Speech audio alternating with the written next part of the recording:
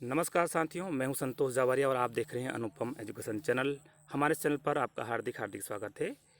आज के इस वीडियो में आपको प्री बोर्ड परीक्षा 2021 हिंदी विषय कक्षा 12वीं के प्रश्न पत्र का में आंसर मैं आपको बताने जा रहा हूं। तो चलिए वन बाय वन हम आपको इसके सारे प्रश्नों के आंसर बता देते हैं। तो पहला प्रश्न इस प्रकार से है, सही विकल्प का चयन कीजिए। और प्रयोगवाद का आरंभ हुआ था तो ये सन 1943 में हुआ था। और अध्यक्ष महोदय निबंध साहित्य की इस विधा में लिखा गया है। तो कौन सी विधा में लिखा गया है? 4 ऑप्शन आपके सामने दिए गए हैं। तो इसमें राइट आंसर है व्यंग। और उसके बाद में अगला क्वेश्चन आता है, प्रताप पत्र किस शहर से प्रकाशित हुआ था? तो 4 ऑप्शन इस तरह से हैं जो कि आप देख पा रहे हैं स्क्रीन पर, लेकिन राइट आंसर है कानपुर। उसके बाद में अगला है, दुर्मिल सवैया में वर्णों की संख्या होती है। तो 4 ऑप्शन इस तरह दिए गए हैं, इसमें 24 सही आंसर है। उसके बाद में मध्य प्रदेश में इंदौर, उज्जैन, रतलाम, राजगढ़, देवास आदि जिलों के प्रमुख बोली है, तो वो कौन सी है? मालवी। और उसके बाद में हम चलते हैं, अगला क्वेश्चन है, छावत कुटीर कहूँ रम्य जमुना के तीरे यह ने कहा था। तो ये किसने कहा था? उद्धव ने कहा था। उसके बाद में अगला क्वेश्चन आता है, गजाधर बाबू ने गणेशी से उसकी बिटिया की शादी तक करने को कहा था। तो अगन तक करने के लिए कहा था। उसके बाद चलते हैं, अगला क्वेश्चन इस तरह से है, 4 पवित्र धाम वाला राज्य कौन सा है? तो वो है उत्तराखंड है। उसके बाद चलते हैं, जब बोली किसी कारण से महत्व प्राप्त कर लेती है तब वह हो जाती है तो विभाषा में हो जाती है, क्योंकि बोली विभाषा में और विभाषा भाषा में बदलती है, इसलिए यहाँ विभाषा सही है। और उसके बाद आता है, छप्पय छंद से मिलकर बनता है। तो रोला व उल्लला और दूसरा है दोहा व रोला, 2 ऑप्शन दिए हैं। तो पहला वाला सही है, रोला व उल्लला से ये बना हुआ है।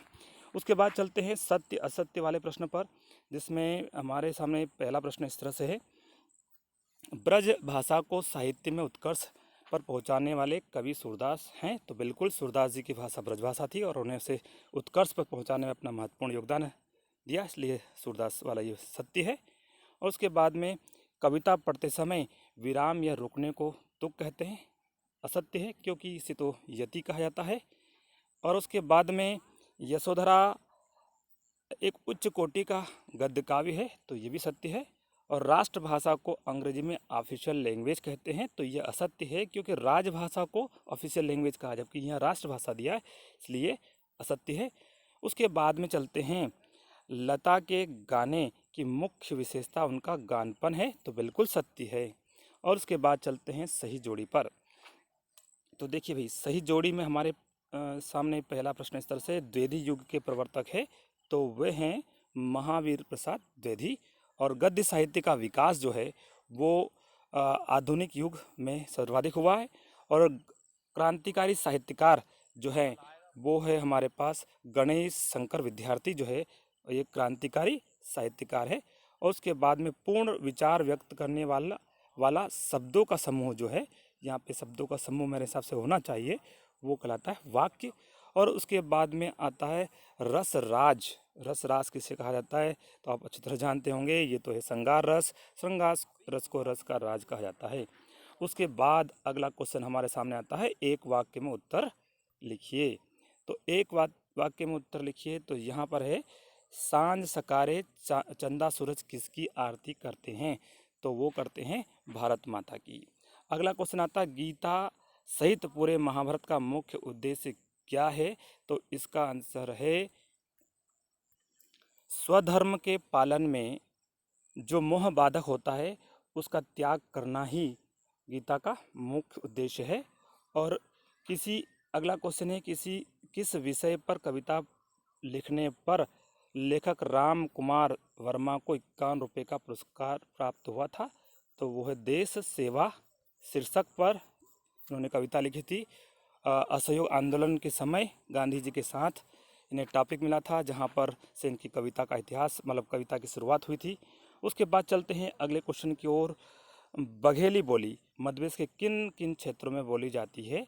तो ये है रीवा, सतना, सीधी, उमरिया, ये आपको लिख देना है।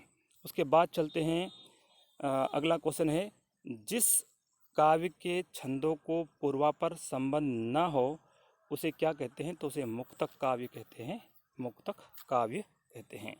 उसके बाद इस प्रश्न पत्र के अन्य क्वेश्चन इस तरह से हैं जिनको हम हमारे अगले आगामी वीडियो में बता सकते हैं। जो आप देख सकते हैं ये प्रश्न है और आप इन्हें अच्छी तरह देखें और देखने के बाद ही लिखें, पूरा अच्छा अध्ययन करें। वैसे ओपन बुक है, जो प्रश्न पत्र दिया गया है ये ओपन बुक के लिए है, लेकिन आगामी वर्ष के विद्यार्थियों के लिए ये प्रश्न महत्वपूर्ण हो सकते हैं। हमारे इस वीडियो को देखने के लिए बहुत बहुत धन्यवाद साथियों। जय हिंद, जय भारत। और अगले वीडियो भी हम जल्दी ही आपके लिए अपलोड करते रहेंगे। यदि आपने हमारे चैनल को सब्सक्राइब नहीं किया है तो सब्सक्राइब अवश्य कर लें। एक बार पुनः जय हिंद, जय भारत।